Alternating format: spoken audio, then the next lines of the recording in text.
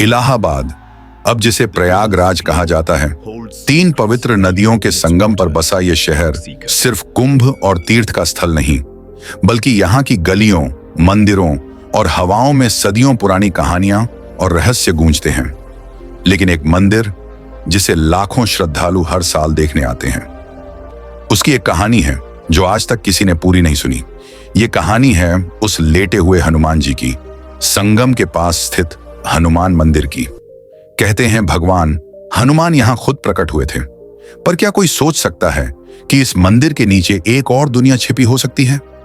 शिवांश त्रिपाठी एक 28 वर्षीय शोधकर्ता जो पुरातत्व और धार्मिक स्थल के रहस्यों पर काम करता था, बनारस हिंदू विश्वविद्यालय में रिसर्च स्कॉलर था।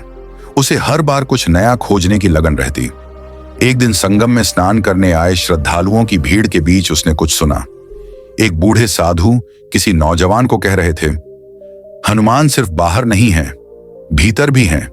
जमीन के नीचे जो नींद से कभी जागे तो पूरा इलाहाबाद कांप उठेगा। शिवांश के कान खड़े हो गए। उसने तुरंत साधु का पीछा किया, पर जैसे ही घाट के पीछे पहुंचा, वो साधु गायब हो चुका था। पर यह बात उसके जहन में घर कर गई। कुछ हफ्तों बाद उसने पुरातत्व विभाग के रिकॉर्ड खंगालने शुरू किए। जो मिला वो सामान्य जानकारी थी। मंदिर 18वीं सदी में बना, राजा जय कृष्ण दास ने करवाया था। मंदिर में बाढ़ के समय गंगा की लहरें अंदर तक आ जाती हैं, लेकिन मूर्ति हिलती नहीं। पर असली राज वहां था जहां कोई देख नहीं रहा था। पुराने नक्शों और एक बेहद फटी पुरानी डायरी में उसे एक संकेत मिला। हनुमान मंदिर के नीचे प्राचीन शेष शिला है, जिसे स्पर्श करने वाला मनुष्य अब मानव नहीं रहता।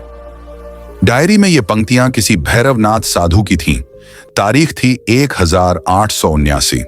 शिवांश अब पूरी तरह इस रहस्य में डूब चुका था। अगले दिन वो प्रयागराज पहुंचा, मंदिर गया। हजारों की भीड़ थी। मूर्ति के सामने खड़ा होते ही उसे कुछ अजीब सा एहसास हुआ। हनुमान जी की वो शांत लेटी हुई मुद्रा, लेकिन आंखें जैसे देख रही हों। उसने पंडा से बात की, पूछा, क्या कभी इस मंदिर में खुदाई हुई है? पंडा ने घूरते हुए कहा, बाबा, कुछ बातों को कुरेदा नहीं जाता। ये मंदिर भगवान का है, रहस्य नहीं। रात को शिवांश मंदिर के पीछे की गली से चुपचाप अंदर घुसा। उसके पास एक थर्मल स्कैनर और जमीन के नीचे संरचना देखने वाला उपकरण था। उसने मंदिर के पिछले हिस्से में स्कैन किया। स्क्रीन पर कुछ चमक उठा, एक चौकोर गहराई, कुछ ऐसा जो पत्थर की सतह के नीचे था। अगली रात वह खुदाई करने लगा, अकेला, सिर पर हेडलैम्प और दिल में धड़कन। आधे घंटे बाद एक धातु जैसी चीज पर उसका फावड़ा टकराया। जैसे ही उसने मिट्टी हटाई, नीचे एक लोहे का छोटा सा दरवाजा दिखाई दिया। दरवाजे पर एक बहुत पुराना संस्कृत श्लोक उकेरा था, यो मार्गम अधर्मस्य उद्घाटयति स नाशम यास्यति। जो अधर्म से मार्ग खोलता है वह नाश को प्राप्त होगा। पर वो रुका नहीं। धीरे धीरे उसने दरवाजा खोला। अंदर से एक बदबूदार हवा का झोंका निकला। वो झिझका, फिर नीचे उतर गया। नीचे एक पत्थरों से बना कमरा था। दीवारों पर हनुमान जी की आकृतियां, लेकिन डरावनी। उनमें हनुमान जी युद्ध मुद्रा में थे। आंखों से आग निकलती दिख रही थी। एक तरफ शिला रखी थी जिस पर लाल सिंदूर जमा था, मानो किसी बलिदान का निशान हो। शिवांश जैसे ही पास गया, दीवार खुद ब खुद कांपने लगी। वो डर कर पीछे हट गया, लेकिन तभी उसे कोई छाया दिखाई दी। एक लंबा साधु, बिल्कुल वैसा ही जैसा संगम पर देखा था। उसके होंठ हिले, तू आ गया है, लेकिन अब लौट नहीं पाएगा। शिवांश की सांसें रुकने लगी। वो भागा, जैसे तैसे बाहर आया, दरवाजा बंद किया, लेकिन अब उसकी आंखों में नींद गायब थी। उसे उस रात से हर रात मंदिर के सामने कोई अजीब सी आवाज सुनाई देने लगी। कभी कोई कहता, शिला को छू, कभी सुनाई देता, कौन जागेगा पहले, हनुमान या पाप? शिवांश को अब यह समझ आने लगा कि हनुमान मंदिर का वो रहस्य न केवल आध्यात्मिक है, बल्कि एक बहुत गहरे राक्षसी इतिहास से जुड़ा हुआ है। क्या सच में शिला कोई शक्ति है? क्या कोई सोई हुई आत्मा जागने का इंतजार कर रही है? और सबसे डरावनी बात, क्या शिवांश ही वो है जिसे जगाना है उसे? इस रहस्य से जुड़ी परतें अब एक एक करके खुलने वाली थीं।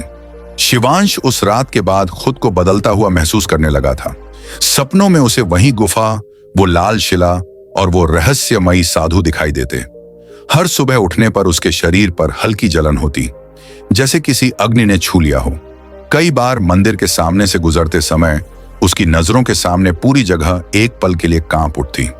उसे समझ नहीं आ रहा था कि यह सब उसका भ्रम है या शिला का असर।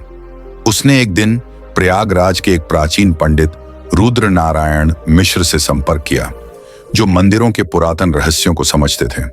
जब शिवांश ने उन्हें पूरा किस्सा सुनाया तो पंडिता जी कुछ क्षण मौन रहे और फिर बोले, तुमने जिस शिला को देखा है वो भैरव शिला है।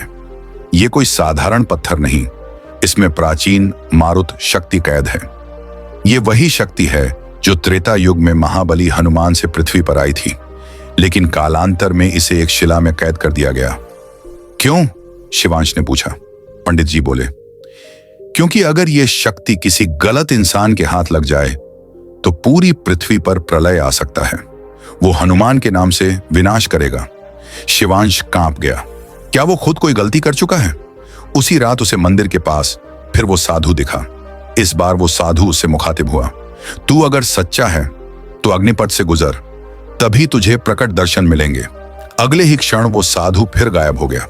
शिवांश को पता नहीं था कि अग्निपथ क्या है, लेकिन एक रात मंदिर के उत्तर पश्चिम दिशा में उसे एक गुप्त द्वार मिला, एक बहुत पुराना तहखाना। उसने वहां प्रवेश किया। तहखाने में दीवारों पर अग्नि की लपटें खुदी हुई थीं और मध्य में एक रास्ता था जिसमें बाईं ओर लिखा था, मार्ग अग्नि का है, वापस मत देखना। शिवांश बिना रुके आगे बढ़ा। कुछ ही कदमों बाद उसका शरीर तपने लगा, सांसें तेज हो गईं, लेकिन उसने पीछे नहीं देखा। अंत में एक द्वार उसके सामने खुला और सामने थी शिवलिंग के आकार की शिला, जिसके ऊपर हनुमान की आंखों जैसी आकृति थी, जो हर कदम पर बदलती दिख रही थी। वहीं पर वही साधु बैठा था। अब समय आ गया है, वो शक्ति जागने को तैयार है। शिवांश को समझ नहीं आ रहा था कि क्या ये चेतावनी है या आदेश। अब शिवांश इस रहस्य का हिस्सा बन चुका था। साधु ने बताया कि हर 144 साल में एक विहंग काल आता है, जब मंदिर के नीचे की शक्ति जागने लगती है। इस बार का विहंग काल आने ही वाला था। अगर इस शक्ति को सही दिशा नहीं दी गई तो यह हनुमान की शक्ति बनकर दुनिया को बचा सकती है, या रावण की आत्मा बनकर सब कुछ खत्म कर सकती है। लेकिन एक बात और सामने आई, शिवांश का जन्म ही इस रहस्य से जुड़ा था।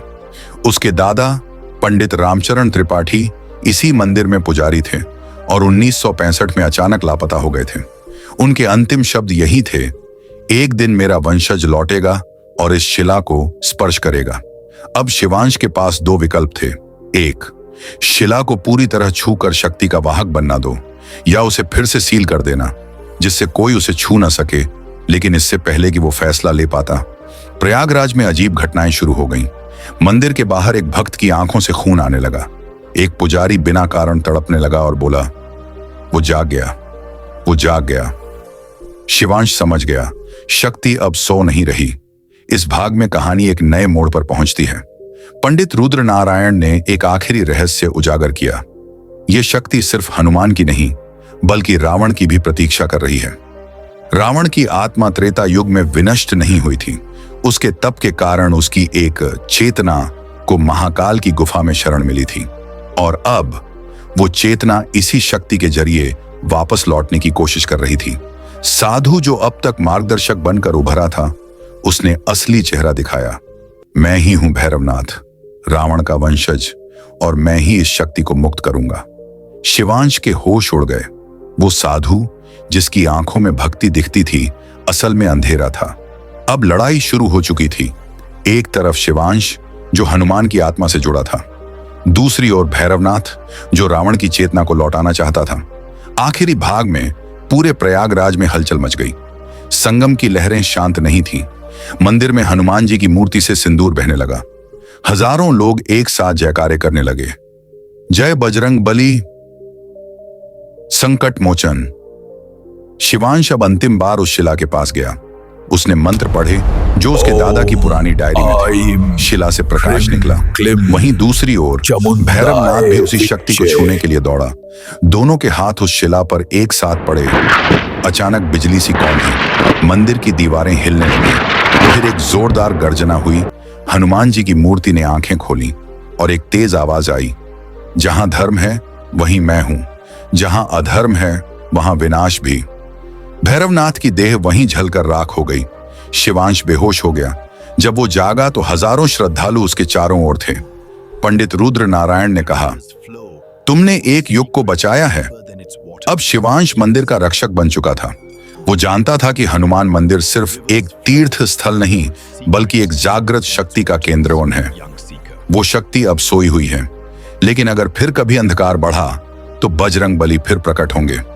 अगर आप भी मानते हैं कि धर्म की रक्षा के लिए भगवान हमेशा प्रकट होते हैं, तो नीचे कमेंट करें, जय हनुमान। और इस अनसुनी रहस्य की कहानी को जरूर साझा करें, ताकि हर कोई जान सके कि हनुमान मंदिर की नींव में सिर्फ ईंटें नहीं, एक जागती हुई शक्ति छिपी है।